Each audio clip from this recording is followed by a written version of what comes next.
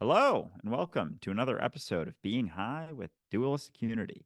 Today's guest is David Charles. David is the CEO of Mood, which is an incredible cannabis involved company. They do flower, they do gummies, and after hearing David's story and everything he's about, they care a lot. They care a lot about their people, they care a lot about their product, and they care a lot about just what the fuck's going on in reality. So this is a lot of fun. Yeah, that's definitely one thing I enjoyed about this conversation, David. His mentality, how he got to where he is, the fact that that mentality is reflected in his company just because he's talking to everybody. They're all working together. And so there's a mentality behind mood that I would love to support if I lived in the States because, I don't. But that said, if David were my dealer, I would buy weed from David because he would be an awesome dealer because he gives a shit. He honestly cares. He's interesting as fuck. And this conversation gets way deeper than we expected it to. So we're stoked to introduce it to you. Enjoy. Uh, David, I wanted to say thank you, first of all, for being here and joining us. I really appreciate the opportunity to have a chat with you, as I know you've been on a journey for quite some time to lead you to where you are. If you could tell our audience a little bit about yourself and a little bit about Mood, I would really appreciate it. Absolutely. Mood has been a journey that kicked off in May of 2022. We went live with website sales in August of 2022. So we've been live for what is that, 16, 17 months. And it's been a wild ride. To date, we have serviced over 400,000 customers. We've got something like 35,000 five-star reviews, about 200 employees. And yeah, we're just kicking butt, taking names, having a lot of fun in the process. Uh, Prior to Mood, I was in health tech and telehealth, and before that, I was in productized e-commerce. My DNA is really as a performance marketer and as an operations guy. Wow, that's incredible. Out of curiosity, how did you get into cannabis as a whole? Are you a longtime user, or is this something that was fairly recent in your life? Because for me, I've been involved, quote unquote, with cannabis since I was a teenager. So Yeah, I'm curious about your history. yeah, of course. I think the first time I smoked weed, I was definitely not an age where I should have been smoking weed, but it's just, kids having fun and we were at a concert and I love the stuff. Yeah, I'm sure everyone remembers, their first time or their first few times getting high and it's just an amazing feeling. It's fun and it's laughy and food has never tasted so good. It's like the first time eating food. Um and uh and so yeah, I was a user back in the day. I guess I stopped for the most part when I was maybe 21 or so. At the time, it kind of turned on me, and I'm sure people have experienced that as well. And I didn't come back to it until I was maybe 30 or so. And I'm not like a super regular user now, but when I do use it now, I just like a low dose of THC. Just super low dose in an edible. That's my speed these days. Oh yeah, I resonate with that for sure. I was contrary to Ray, I'm actually very new to cannabis. Like, smoked some. I think first time I smoked was freshman year of college. Had a friend who was like still a good friend of mine. He had been a pothead for a while, and he had a bong, and he was like, "Oh, first time." And he's like, kind of a fucking asshole. And he's like, "Oh, first time. All right. I'm gonna light this, and you just suck." And don't stop until I tell you to stop. So it's like, all right. I've never even used a bong, never really even seen many people use one. So I'm just like, he's like, keep going. I'm like, I gotta take another breath. He's like, that's fine, take another breath. I just kept so then he pulled it and he's like, all right, now inhale a little bit. And we're in our freshman dorm, and I'm just right there, like completely new experience, and just like smacked in the face with it. And I had to leave the room and just I sat in the hallway, and the only thing I remember saying is I feel like I'm on a roller coaster right Yeah, now. yeah, And that was like what I told him when I came back inside, and he was like laughing his ass off because it's playful in a sense. In a sense, it's like really fucked up, but he also knew I'd be fine through it, because it is fairly harmless. But yeah, so just a little bit of backstory. And so more recently, I kind of got away from it for a while. Had a very difficult time in college actually with it, and I found at least my sort of X factor with how I do with it is how seriously I'm taking myself for the most part. And like I was way more tense and rigid in college than I feel now. And I had a very difficult time, and it's gotten like easier and easier and easier the more I've been relaxed in my life. And so I see that transition with kids, a lot of teenagers who get into it, and then as they get into their 20s, start taking themselves a little more seriously, and they have a tougher time. Whereas, like, in their teenage years, it was just like, they just laughed and had a good time with it. Yeah. Yeah, it's really I mean, especially with high doses or smoking out of a bong, it can really be a psychedelic experience. And it'd just be like taking mushrooms or acid. If your life is full of tension and stress and anxiety, you're not going to have a good experience. It might be a healthy experience. It might be something you need to have, but it's not going to be fun. Well said. Absolutely. And I would think that that appreciation for how much of an impact it could have really goes into what you do with mood. Actually, that's a great question. Where did the name mood Oh, come from? yes. I neglected to answer your prior question, which is how I got back into cannabis. But I was working in health tech, and it's a challenging field. There's a lot of really interesting problems to solve if you're you know kind of a data person like I am. I find that stuff fascinating. But I was catching up with an old co-founder, Jake, and he said, "Hey, I've been working in cannabis in Canada, and there's an immense opportunity in e-commerce. Let's do this in the United States." And I said, the Delta stuff, it's at gas stations, it's everywhere. There's nothing there, man. And he said, no, let's really, trust me, look at it. And so I did. And the more I looked at it and the more we talked about it, the more we thought, the vision kind of came into clarity. And the name was part of that. Given that I had the experiences with cannabis that I had, which is at one point it was really fun, and then all of a sudden it was not so fun. That kind of melded with all the emerging research around cannabis and around minor cannabinoids and around terpenes. And everybody has been going on this whole indica or sativa train for, I mean, shit, as long as I've been around. And I thought there's more to it than that. And your average user doesn't care to understand everything about terpenes and everything about minor cannabinoids. They just want to get high and they want it to be what they're looking for. And so the name Mood really came about as that sort of genesis, which was like, can we do this? Can we sell weed by mood so that people can get what they want? And that was it's I think it's something that not a lot of brands are out there doing, and regardless of the competition though, it's we want people to have an experience that they want to have. Wow. Okay, I'm really curious about that because that was a question that I was thinking about, was like why you're called mood. And I know on your site you kind of talk about how like there are, the variations in moods and the ways you do that. And because we've actually spoken to a few other cannabis gummy specific founders, and a lot of times they're like, they actually one specifically brought up mood, and they basically told us like we want to be mood one day at some That's point. They're like looking up to you guys. So I was curious though with the difference in moods and like how you blend that stuff. Is it terpene focused then entirely, and like how you test the combinations and just everything about that sort of differentiation? Yeah, of course. So, I mean, a big part of it is terpenes. And the analogy that I've heard, that I didn't make this up, but it's a good one, is that THC is the engine and terpenes and minor cannabinoids are the steering wheel.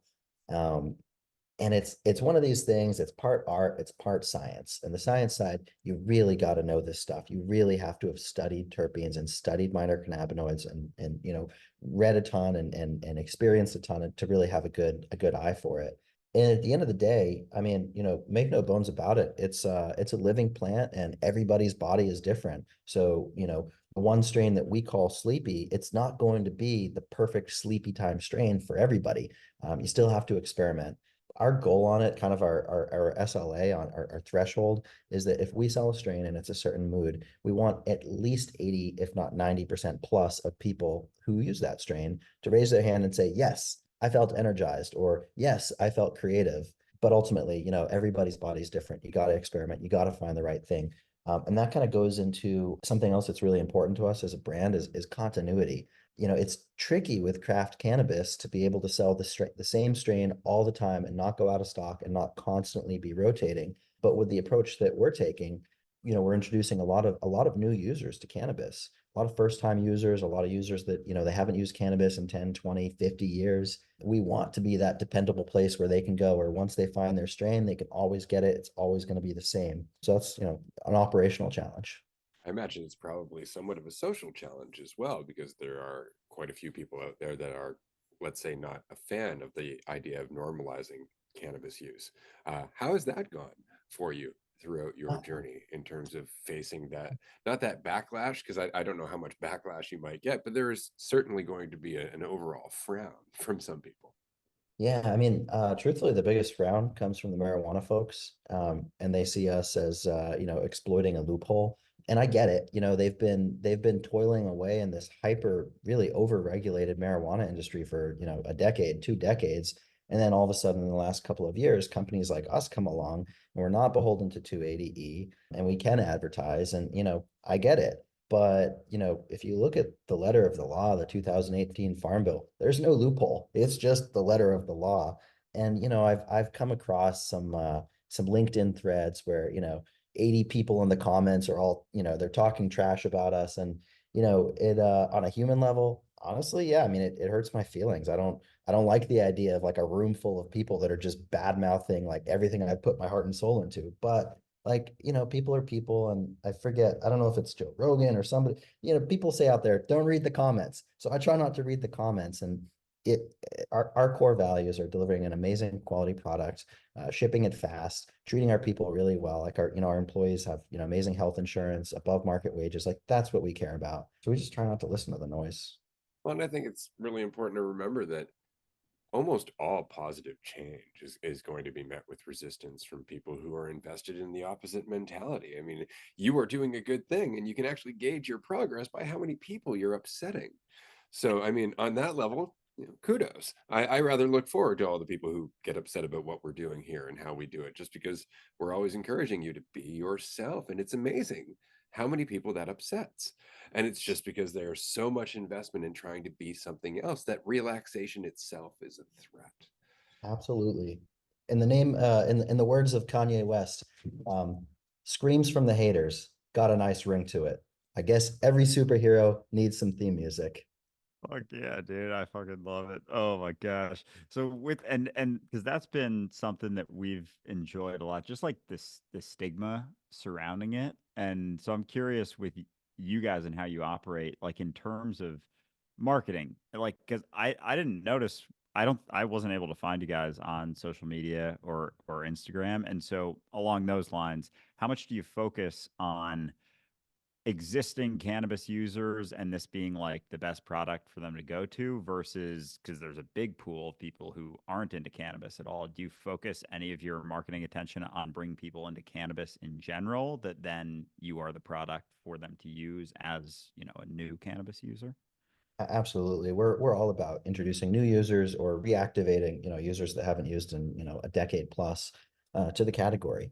That's kind of the impetus with the company, is like that was the opportunity we saw, which is like if you're a cannabis user, you're already Googling it, you're already searching around, and you've got, three different guys that you buy from, and maybe, you go to the dispensary, whatever. Like, cool, like have at it. But our whole thought was like, the country's in a place where it's really largely destigmatized. It's something like, well, like 80% of Americans think all cannabis should just be legal. Um, but you have these state marijuana programs that are hyper taxed and they're hyper regulated, and a lot of states don't have them. And we thought, okay, like for those 80% of Americans who think it should be legal, but they can't get it, or they have this negative stigma remaining, like someone who grew up in the days of reefer madness, or grew up in a red state where it's conservative and all the rest of it. I thought we can go out there and we can tell them stories and provide messaging and marketing materials that can really destigmatize it and put it into context, which is that it's a plant. It's a plant. It's always been around. They were using cannabis in biblical times. Um, so at the end of the day, if you want to, enjoy some kind of adult substance to relax, you could drink a couple glasses of wine or drink a six pack, or you could smoke a joint. Like, that's what we're about. It's just hardworking cannabis for hardworking Americans. That's awesome. Um, I have to ask because, of course, you're involved with so many different parts of the process from cultivation onwards. Do you have a favorite part of the business yourself, an industry or a niche that you are more invested in than others? Honestly, it's the first part of what you said, which is I'm across it all. It's hyper engaging for me because in order to be good at my job, I need to not only have kind of a surface level knowledge, but be able to speak in depth and be a good collaborative partner for everything we're doing, whether it's operations, customer support, product sourcing, R&D, data analytics, marketing, branding, like all of it, digital product, technology, and engineering. I need to be able to get deep and in order to guide our team to execute our strategy. And it's, what a gift. Like on a daily basis, I get to like look at so many different things. I would get bored, I think, if I was only focused on one thing. I love it. Absolutely. Nonlinear learning. That's something I've always kind of referred to. I homeschool my daughter, or rather, I have. Now she's 17, so, or 16, 17. So it's not so much on me anymore, but it's just that idea of being able to pick from different things and be engaged, because what you're learning underneath it all is about yourself, about your own ability to deal with things when you don't expect them, or when they're not going the way that you want them to, or where you don't feel like you know enough. How has that process been, just in terms of self knowledge over the years? Yeah, I mean, it's definitely sharpened me up. Yeah, it's you know, you're definitely forced to become incredibly resourceful and humble. You got to be humble. We have a culture of pushing back and presenting an opinion or presenting something that you're pretty sure is true, and then actually being receptive like a sponge to hearing why are you wrong, and you look for that. You come to look for that, and it's kind of a magical dynamic that can happen when everybody's ego is at the door and nobody is their self-esteem is tied up in being right. If you remove all of that, then you can make better decisions. And you can actually cross-pollinate things. Like when you learn something in one area of the company, you can take those lessons and give them to another area of the company.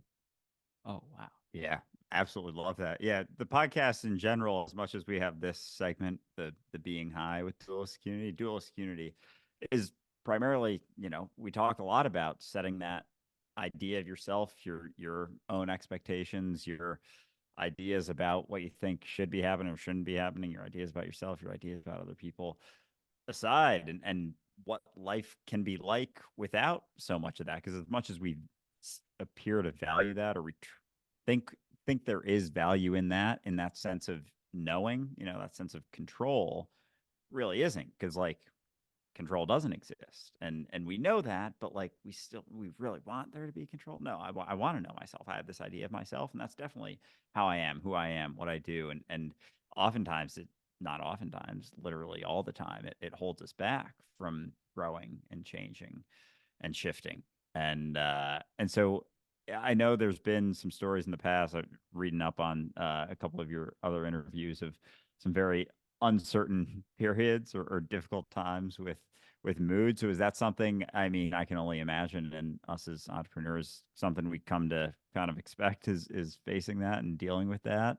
How has your relationship with uncertainty kind of shifted as you've, grown up and, been involved in businesses, especially an entrepreneurial one like Mood? Yeah, I mean, entrepreneurially speaking, I've gotten the shit kicked out of me more times than I can count.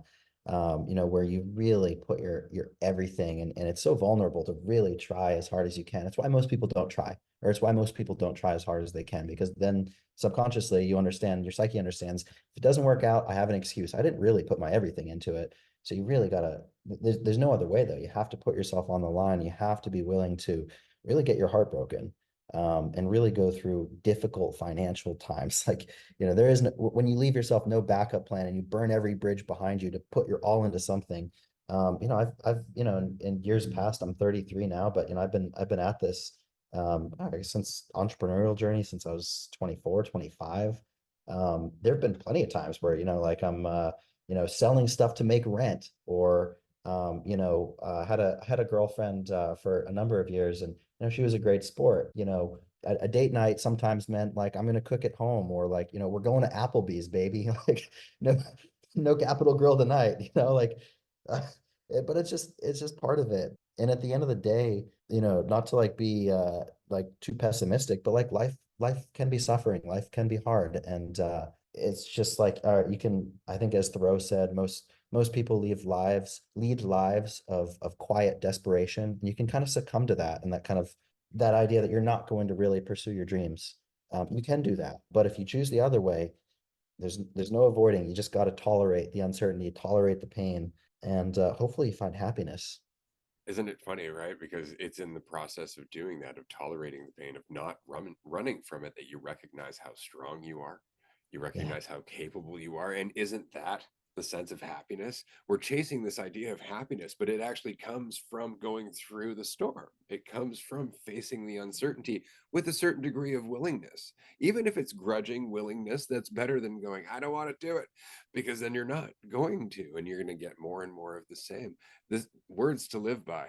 Absolutely, Yeah. man. That was fantastic. Thank you. You ever look at yourself in the mirror, like look yourself in the eyes in the mirror, and talk to yourself? Yeah. It's like, yeah, I think like the more you do that kind of thing, um, the more you become willing to stop running from the fear and just say, I'm afraid. Fuck it. I'm gonna do it anyways because it's what I want.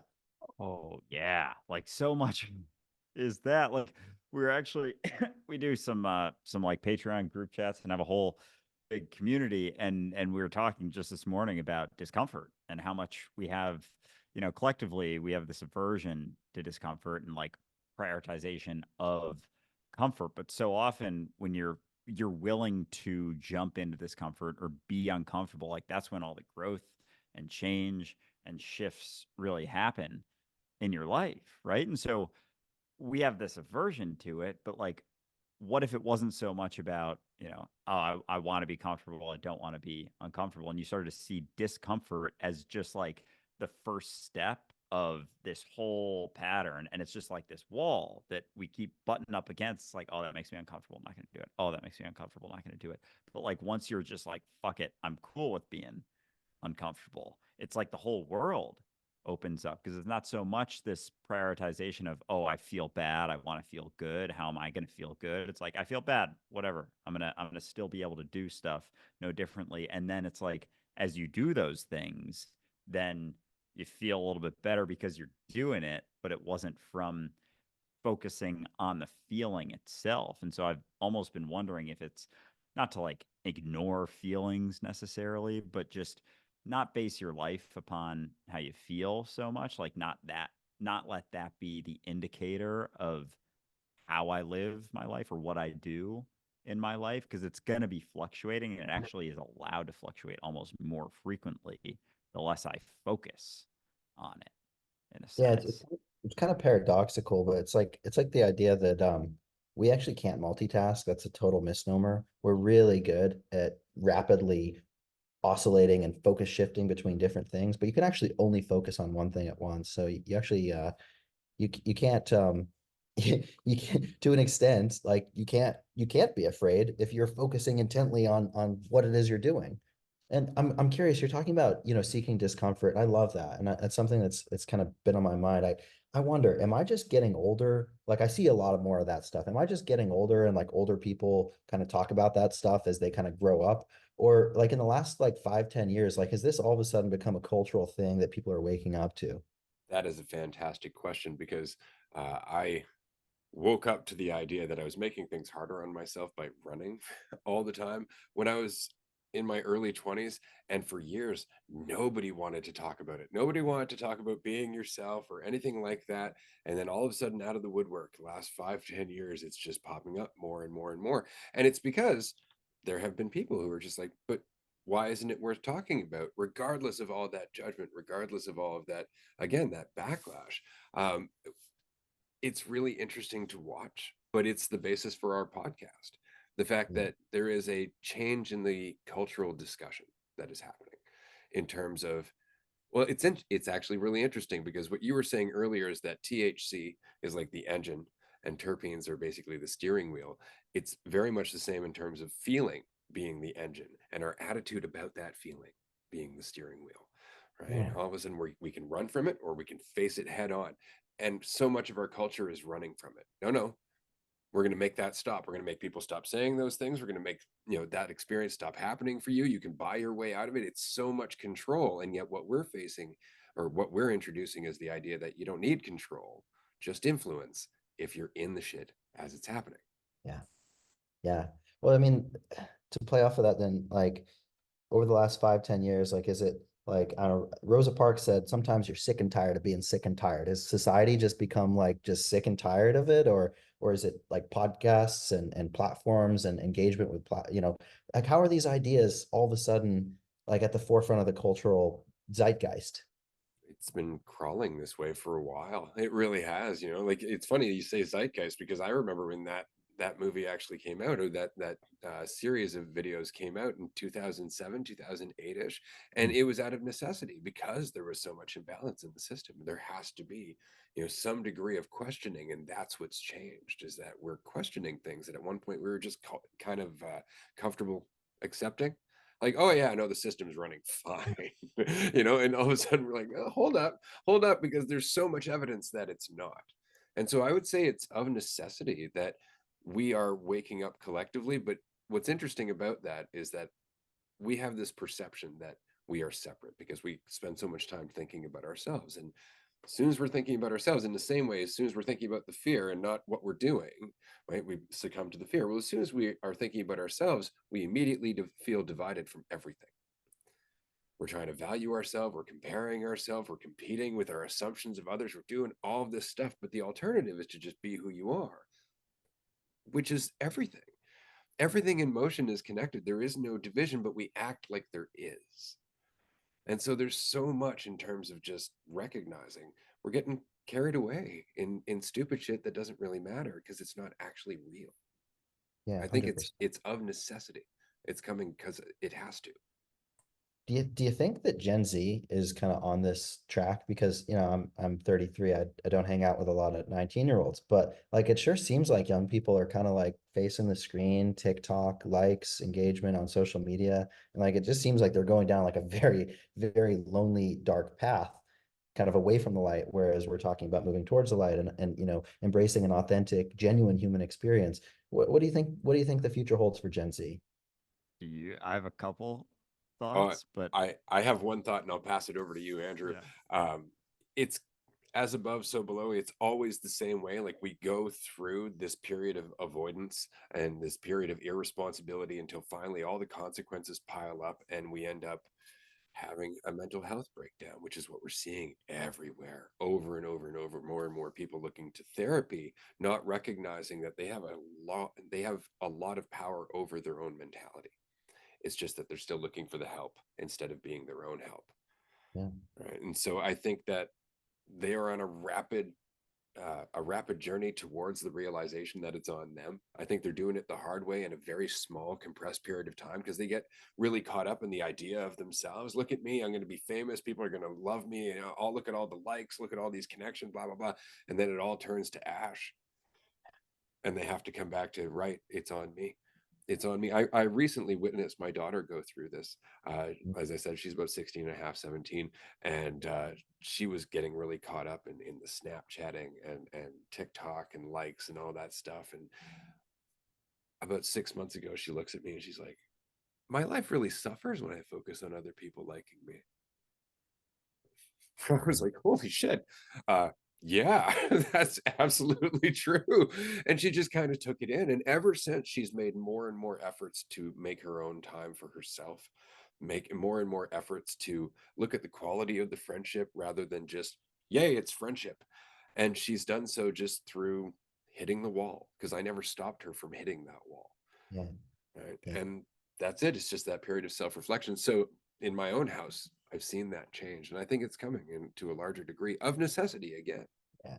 That's incredibly profound. You must be I mean, of any, achievement or accolade or whatever, like that kind of personal growth is incredible for a 16-year-old. My God. Yeah, I'm pretty stoked about it.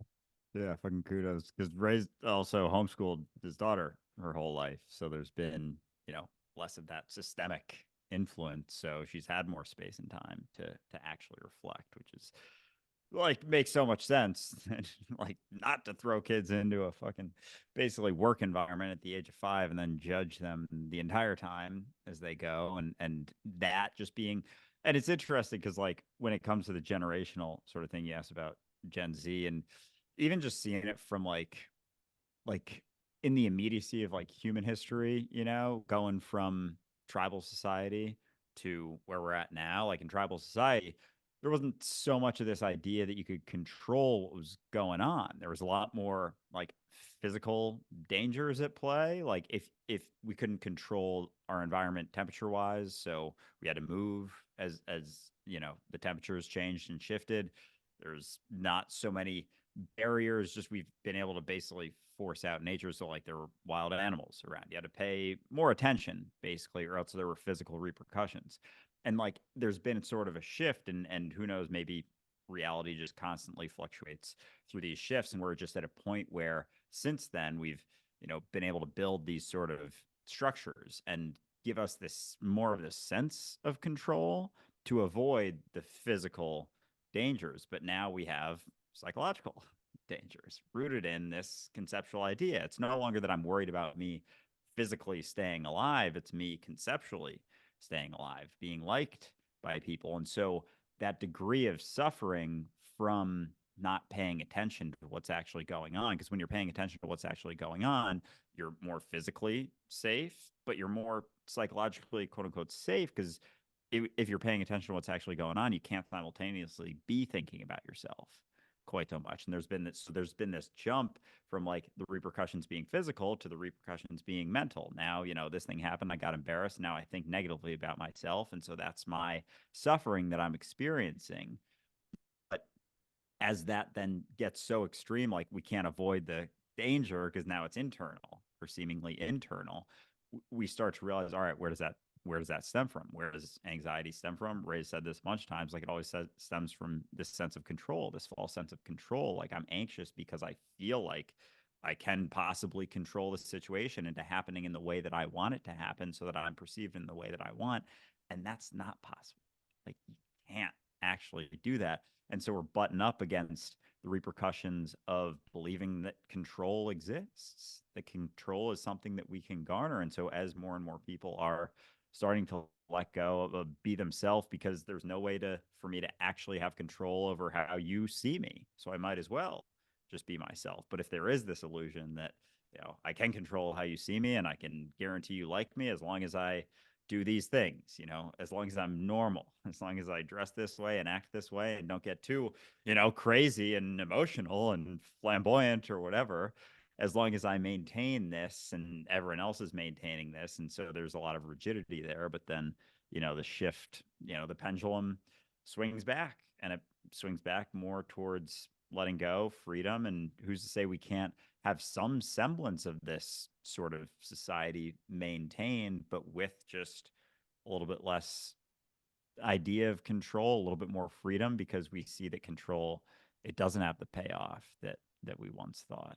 No, I mean, not that anybody's done any kind of, sociological real review on like the most famous Instagram people or TikTok people, but I'd be willing to bet that you don't become happy when you crack, 100,000 likes a picture. Like it just doesn't, it's kind of just a deep, dark treadmill hole. Oh yeah. No, I can attest because I've been doing the social media stuff for a bit, and it like the bar keeps changing. as you get to a certain point.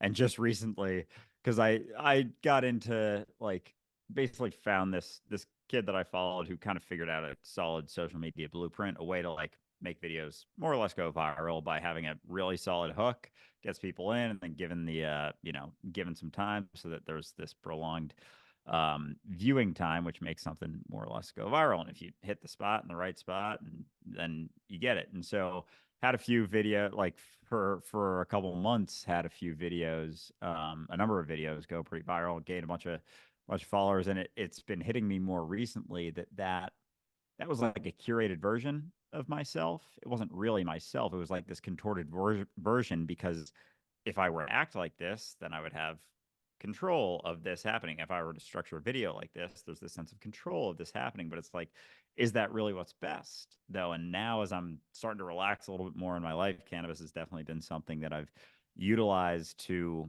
amplify that relaxation. I feel like I'm being more myself, and like the thought of gaining followers doesn't have the same pull. So I've actually been trying to, not like trying to lose followers necessarily, but just like trim the fat a little bit, in the sense of the fringe followers who were just like saw one video and they're like, oh, I like what he said there.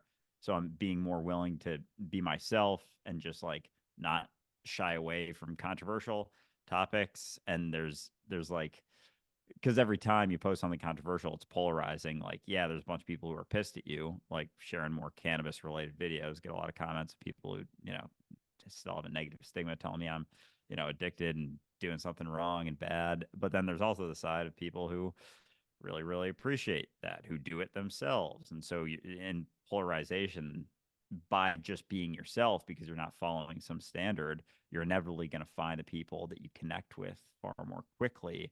But it's almost equatable to the ones who don't as much, and you got to be willing to be like, yeah, I don't need a million friends, just a couple, and I'll find those a lot more quickly by being myself. Yeah, yeah, 100%.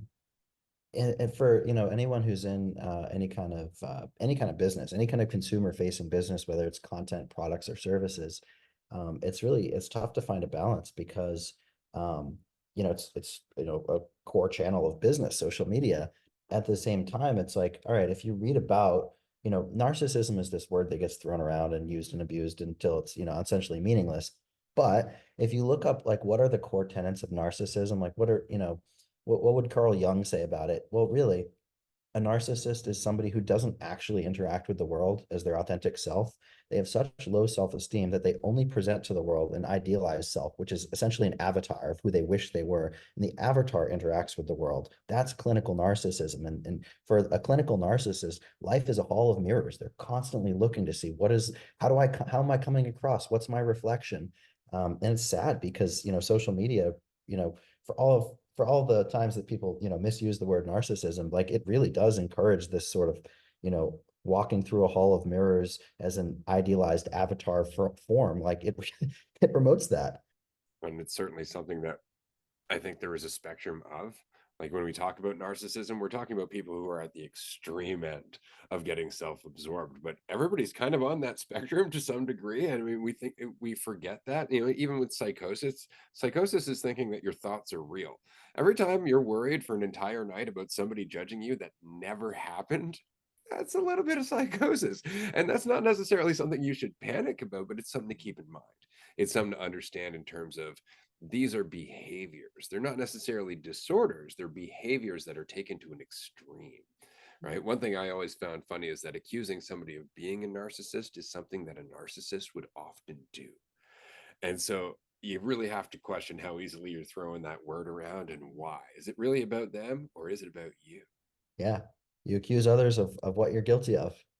Oh yeah, so often like those who frustrate you are usually just showing you sides of yourself that you've suppressed or avoided or don't want to see. And yeah, that definition of narcissism, that sounds like most of the world for the most part. Like people are really trying, and so it is very much that spectrum. But when it does come to social media, I was curious about, with your strategies, because you talked a little bit about the business side, but with marketing, advertising, because quite frankly, like I've been, we have this podcast now. I do my own sort of cannabis stuff. I do like, gummy runs on social media and really really, really enjoy it, but I haven't seen mood come across a whole lot. So I'm curious about what your, marketing strategy, social media strategy, if it's a thing, and how you think about that marketing. Yeah, absolutely. Um, we kind of let the algo do its thing. We run a lot of paid ads, spend 6 figures a day on paid digital ads. And the algorithm shows them to some people and not to others. But really, when you're at that scale, you really just have to let the algorithm do its thing. I'd say, I've been in ad buying for a long time, and 10 years ago, it was all about the different tactical media buying levers that you're pulling with audiences and exclusions and media buying strategies and campaign formats, all a bunch of technical stuff. But the ad platforms have done a really great job of making these like pretty accessible. You don't need, in other words, like they've made it so that you can spend 30 minutes poking around the ad platform and be able to launch an ad and have like a decent chance of getting shown to the right people. So with that, the levers all mostly get removed. And these days it's a creative arms race. It's all about capturing attention and it's all about effective storytelling. But all that to say, within that, when you're spending as much as we do, we could go hyper targeted and we could say, moms who live in Texas who make above $75,000 a year and have an interest in pop culture. Like we're gonna blow through that audience in a day. Like it doesn't scale. Yeah. That's absolutely fair. And I have to ask in terms of marketing, because very much you're focused on the mood, which I imagine would change the overall conversation that you have with a lot of your customers in your marketing. Is that something that you really focus on in terms of that different conversation? Because I imagine that would change the demographic in itself. We're always testing. Generally speaking, we really our strategy is first and foremost, we want to capture attention. And then once we have that attention, we try to tell effective stories. Um, but you figure, when is somebody on Facebook or YouTube? A lot of times, they're 5 minutes before a meeting or taking a bath or whatever. But they're kind of both of these experiences are disruptive ad experiences in that somebody goes on Facebook to look at, cat pictures and, whatever.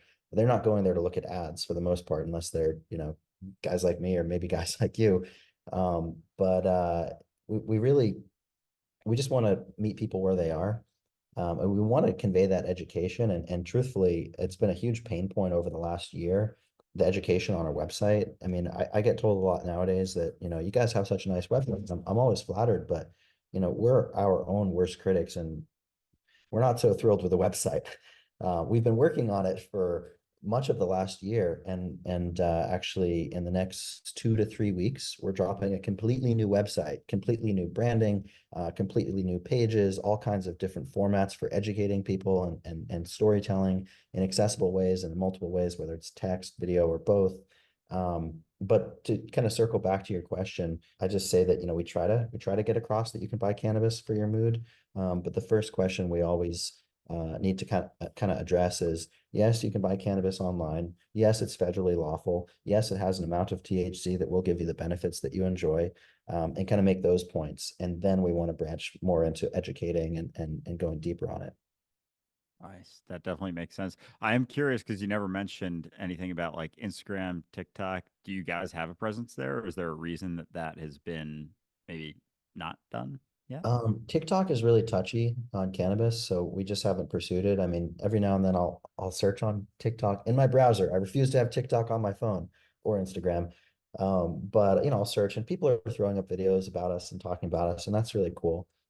We do have an Instagram, but it hasn't taken off. Organic has really not taken off for us. We've got like 6,000 followers and we post regularly.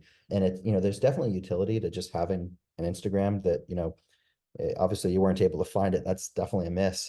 But if somebody wants to find it, it's just a marker of like, okay, yes, it's a real company. They do exist. It's not like some total scam if they have an Instagram.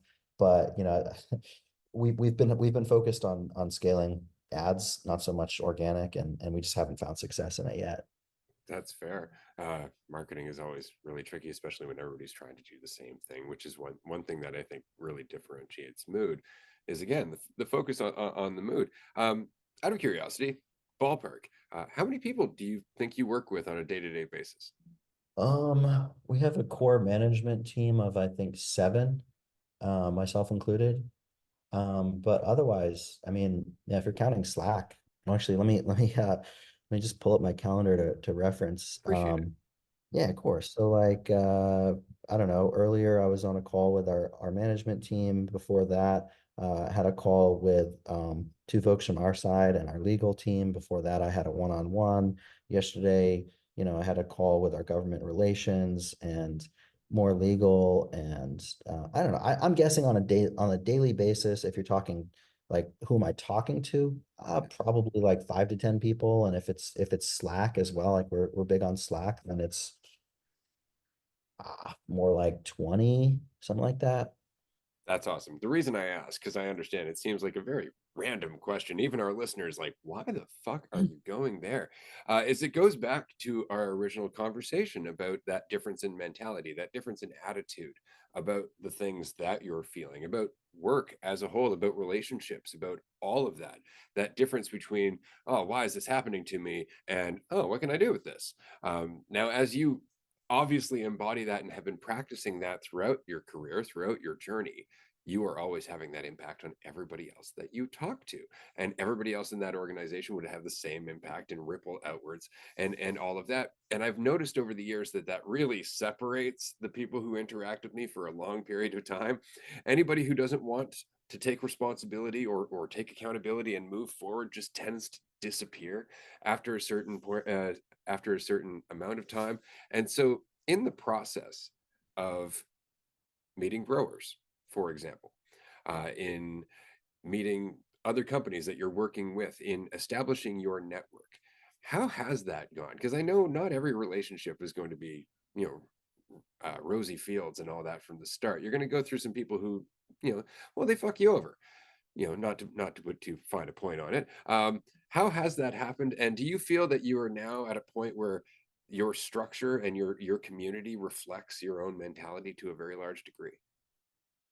To a very large degree, yes. Um, and we're continually working on culture building. We're talking about that on our management call today. More about how can we continually systemize the reinvestment into culture and bringing everybody kind of along the journey and establishing values and maintaining them and building them. But sure, I mean, like on the fringes, especially when we're dealing with other companies, some of them are great, some of them are not. Sometimes, I'm sure you guys know people talk a really big game and then they no show a call. And or they talk a big game, they on the call, and then the first order is completely fucked, and or the third order is, and it's like it's tricky, but I think it's especially in our space, it's just a consequence of legal regulate and regulatory that the environment is fraught with issues that have prevented a lot of really good people from wanting to enter the space. And if a lot of the really good people don't want to enter the space, then what's left are still some good people, but also a lot of really not so good people. And incidentally, if any growers are listening and you grow killer compliant, chain of custody compliant THC hemp flower, we'd love to talk to you. That's awesome. It just so happens that I used to work in cannabis for a number of years. I've got a good network of cannabis connections, as well as Oren Allen, who used to work with Cureleaf. He is now working with us here at Dualistic Unity. And so I know he has a lot of connections. These episodes are great. We specifically do these episodes to encourage people to make connections like this, because it's not about the money. It's about the mentality that the plant is teaching you. It's about the work that you're doing on the plant. When all of a sudden you're super anxious, you're like, what am I holding on to? Not what is wrong with this strain? Right. And so what's nice is that that's a big part of the changing discussion, is that level of responsibility. Right. And people are often uncomfortable about that. But I find more bud tenders are kind of like, if you get a little panicky, just relax, just breathe, you're going to be just fine, as opposed to, if you get a little panicky, it's not the strain for you. It's like, you're going to be okay. Maybe it's a bit intense for you, but you're going to still ride it out. There's that note of empowerment, I think, and I think we're seeing a lot more of that, and I think it's reflected in who we are. It's not a deliberate message, as you were saying. There's a swing in our consciousness. There's a swing in our collective discussion, and I think mood is very much a part of that collective swing, which leads me to my next question. because we've already talked about the fact that our haters will get together in small hordes to talk about us behind our back. Have you found a collective community of mood lovers in the same way? Have you discovered that on, I know you're not a big fan of having social media on your phone, but you have checked out Reddit, you've looked at different forums, things like that. There has to be a community of people who are fond of what you're doing and absolutely encouraging of the impact that it's having. Yeah, yeah, for sure. I mean, I come across threads in Reddit. People love us, which is really nice. And you know, I'll see YouTube videos where, you know, completely unsolicited, somebody's throwing up a review and, you know, they're talking about the ways we've changed their lives. I have a personal ritual every Saturday. I'm reading our reviews. You know, it's impossible to read every single one of them, but I'm spending, you know, 30 minutes. I'm just going through seeing who wrote what about us in the last week. You know, and some weeks are really hard and some weeks are really taxing and I work too many hours and get stressed and all the rest of it. But, you know, that kind of brings me back to, you know, it makes it worth it along the way as well. Aside from all the great people I get to work with, being able to see like all these efforts, like it's not numbers on a screen. These are people and they're people's lives and they all have stories. Oh, and actually that's a super cool initiative that we're doing right now. You know, Humans of New York.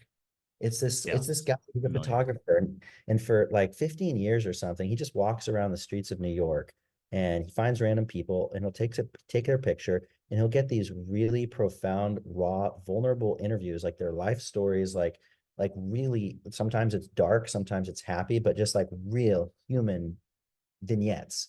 And he's been doing this for like 15 years. It's an incredible collection of humanity. And so we're doing Humans of Mood, or we're calling it Faces of Mood. And I think we're 3 videos in at this point. We are getting in touch with some of the customers that buy the most from us, and we're saying like, yo, like we're not going to pay you, but we'd really love to tell your story if you're up for it. And then we fly videographers out to them, and videographers, they like one of them is an Italian documentarian, and the other's a producer, and she's really talented, and we tell their stories. So that's going live on the new website as well. Like we really want to humanize everything it is we're doing. Wow, that is really cool because I think it was Bob Marley said once, the herb shows you yourself. And so incorporating cannabis into people's lives changing, it always makes you think like it's just people coming closer to being themselves in a lot of ways. And it's allowing them to sort of jump into that a little bit more because I've thought, at least in my own life, how I've sort of thought about my experience with cannabis is like every time I do it, it's showing me the gap between how much I'm being myself or not being myself and how tense or relaxed I am. And it's kind of like putting it in my face. It's hard to avoid that when you're high. And so for me, I was always pretty serious, like very straight edge, hardcore rule follower. And so even the thought of, smoking weed was something I had an aversion to, but it was also like, being loose and relaxed and like fucking laughing even. And so when I was high, I would see a little bit more of that. So when I was younger, maybe in college, there were times where I enjoyed it and times where I really, really didn't, like, especially on some edibles, really difficult time, which is why it's kind of funny that I incorporate edibles into a lot of my content now. But I think there's this sort of gap that cannabis is showing us. But in our world, we have so many reasons not to be ourselves. You Yeah. got to turn into something. You got to become something. You got to make money. You got to don't want to be judged. All these reasons. So I think that's fucking awesome that you guys are doing that because it's showing almost more of an authenticity to just humanity. And Yeah. that's, I'm sure, what a lot of the stories will reflect. That's what it is. You know, it's like you say, like when you get high, like the masks that we go about putting on to get through the day, those all kind of come off and you're left with something that's, you know, raw and human and it's unavoidable. That is what we want to do. And so far the videos I've seen, we're doing a great job of it, but we really, you know, we don't want to like tell the story of like you know, somebody who's like still wearing all their masks. We want to be like, here's like a human element of, you know, a real person. Do you guys remember the HBO show when it was about the weed dealer? I forget what it was called. He was a weed dealer and he was in New York City and he'd go and he'd sell to a client. But each episode, it wasn't really about him. He was kind of just the facilitator. It would be this little slice of life of all these different people that use weed for different reasons and they're going through different things and they face different challenges. It was really cool. That's awesome. It's interesting because we've been doing this podcast. Well, not not being high, but dualistic unity for over 2 years now. And we host groups 5 days a week. And we actually get to see these little vulnerable moments in real time with people when they come to these groups and they're talking about how much their life has changed because of the insights that they're getting that I've learned from a lifetime of smoking weed. Admittedly, because as much as I've learned it through hardship, it's the weed that really puts you to the task, and you're like, no, I got this. I feel in control. And all of a sudden you get high and you're like, what the fuck is happening? I'm not sure what I'm going to do next. And that's it. It's like, Yeah. relax, nothing's changed, just relax, be willing to face it. And so there's so many lessons in that, and we talk about those lessons on the podcast. And of course we encourage people, like, if you haven't tried weed and you're ready for a bit of a workout, that's how you should look at it. You're going into a workout, you're going into uncertainty. Here's the practice, and it translates into the rest of your life if you look at it that way. If you look at it as a tool rather than an escape, then it can change everything. Because even then, when you're not high, it's the same thing. You start worrying about shit that's not there, you relax. You're like, I'm taking myself seriously again. And so it's great. And I know from just our life, because we smoke a lot of weed at our retreats, and we have a lot of conversations with people about their relationship with weed. We've had people get in touch with us and say, thank you so much. Because of this conversation, my relationship with weed has changed. Because as you said, a lot of people, they enjoy it when they're teenagers, and then it turns ugly, and they don't realize why it turned ugly. And it's because their life became very serious. It became high stakes poker all the time, and it was you and your value that was on the line, right? So it's very hard to enjoy weed at that point. But once you start talking about that, you're like, oh, well, maybe I'll try and get high again. And you do, and you find yourself in this place where you're like, I'm just doing it again. I'm just taking myself seriously, and it changes everything. So it's really exciting in that way to be working with you and Mood, to have this cultural change, because Yeah. it's a change that reflects our willingness to keep moving forward in this mindset. Yeah, 100%. I mean, it's like this argument around, for us, it's like, conscious capitalism, whether you're selling I don't know, bottled water or weed or whatever, like, you want to do some good, and some businesses are more suited for that than others. And it's just I mean, I've sold a lot of things in my career, and I've never sold anything that's kind of this a permutation of conscious capitalism that's kind of this far into that spectrum. And man, it feels great. Oh, I can imagine, certainly, because you start to realize, like, okay, what is it really all about? Is it about how I look for the world? Because if that's the case, I'm going to try and, make all the money I can so I can present this fucking masquerade of something for the world. Or is it about me? Is it my experience right now? Is it how relaxed I am right now? And as that becomes your priority, like, the actions start to change. Maybe it's not so much about all the money in the world, because there's this like never ending fucking thing that you're looking at, like, oh, the more I have, the better I am, the more people like me. And it's like we're seeing very clearly that's not the case. But I think that's an extension kind of where our society's at in the terms of control, that extreme end of control. It's like, oh, for people to like me, for me to have a good life, I just have to have a fuckload of money. And when it's not about that so much anymore, because there isn't that control, it comes back to your experience right now, your interaction right now, what you're doing right now, because that's it. Like, that's all you got ever. But with the idea comes all of these sort of thing. Oh, the future, everything that's happened in the past. And people think it's cliche to think, like, the here and now is all you got. But like, when it really comes down to it, that is all you got. And so, especially when you're high, it's almost honing you in to right now. And so as I've become a little bit more relaxed, I've been able to, like, really hone my attention into what I'm doing right now. But as soon as I try and, like, sit back, or I get worried about not knowing what's next, then it's like all the stuff comes up, and there's almost like a more immediate blowback to delving into the illusion of control. When you're high, it just kind of shows you that. Whereas when you're sober, you can kind of, like, punch yourself into believing that you can have it. And it's not that blowback, because the blowback's in the form of tension instead of like other things. And that's just kind of built over time until, we're old and we're just like, don't want to question anything, holding on to everything. We're like, we barely even move. Yeah.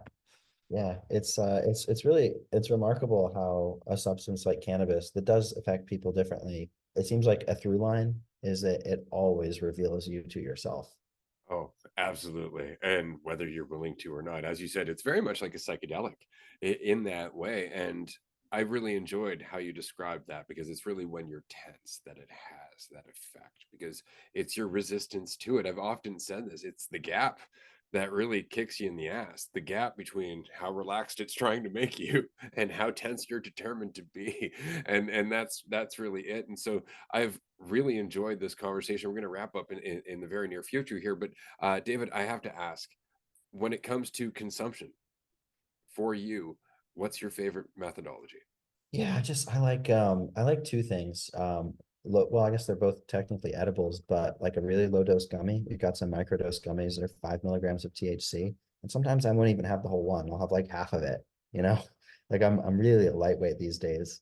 Or otherwise, I do like the beverage format. And we don't have beverages yet. We are working on it, although it's really difficult to rationalize the shipping expense as an e-commerce company.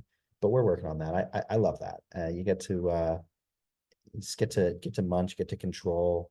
I love the ritual of rolling a joint. I love the smell of cannabis flower, especially ours. You know, it's like really good fresh stuff with lots of terpenes. Like I love that. But yeah, I'm not a smoker anymore. I'm an eater or a drinker. That's very fair. I resonate with that a lot because I have been utilizing cannabis in exercising a lot too.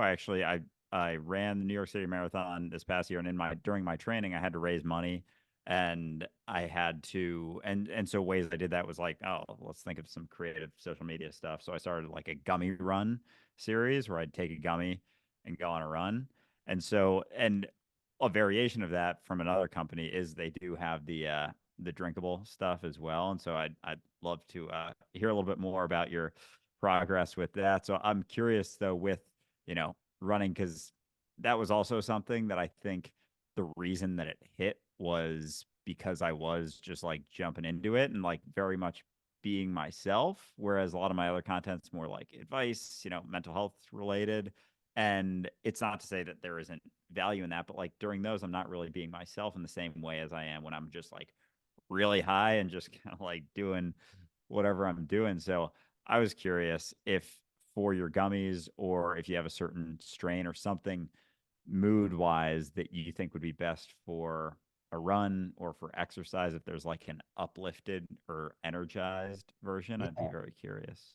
We do for flowers, we've gone really broad with our moods. We've accomplished that. So we have energized and creative and euphoric flower that would all be fun for exercising. On the gummy side, we've been working in R&D for functional gummies for way too long at this point and haven't yielded anything yet. But it's also really important to us that we don't just like kind of throw some like BS, like usual suspect type ingredients at it and be like, it does this when it really doesn't. Like we're really looking at like some pretty interesting nutraceuticals to augment the THC experience with gummies. But hopefully those are dropping in probably like 2 months or so. We are going to have an energized gummy. We've actually talked about a pre-workout gummy as well, but it's a little bit, not that it's not a cool use case, but it's a little bit more niche than some of the other stuff we're doing, like a menopause gummy and a menstrual relief gummy. And what's really important to me, sexual euphoria gummy. We're trying to crack, a legitimate aphrodisiac with THC. So these are going to be really big hits. That's fucking awesome. Well, if you ever need a guinea pig for any and all of these things. Initially, my thought was about the energized one for the runs and whatnot, but the other ones you mentioned, happy Yeah. to happy to give them a shot. Oh, yeah, no, we do. We're always looking for signups. We, internally, not that like we're like you have to take a gummy or you no longer have a job, but no, like we're very friendly and we're like we open it up to our people internally. But you're welcome to be on that list. We'll ship you R&D gummies. Let us know what you think, and yeah, if you want to shoot me your email, I'll gladly introduce you to Katie, our director of ops, and she'll set you up. I would love to chat with Katie. Yeah, Yeah, always down for free cannabis. Twist my absolutely. arm. Yeah, yeah, But yeah, David, this has been a blast, man. I know we gotta let you go here. I'd love to keep chatting, but it's been awesome. I really appreciate you coming on and chatting with us. And yeah, I'm sure we'll be in touch and look forward to chatting again, hopefully soon. absolutely. And guys, yeah, it's truly been a pleasure. Thank you so much for having me. I've really enjoyed our conversation. Likewise, likewise. I look forward to having you back so we can talk a little bit more about this cultural change and how it's reflective in our own individual changes. Because although we perceive division between ourselves and everyone else, like I said earlier, it's not there, which means when we're asking, like, why is this happening? A big part of it is because you're changing, and that's changing everything. And so that's really exciting. David, thank you again so much. Dear listener, thank you for joining us. This has been a fantastic fucking episode. We will see you next time. Bye, everyone. Yeah. That was awesome. That was This great. is fun. Yeah.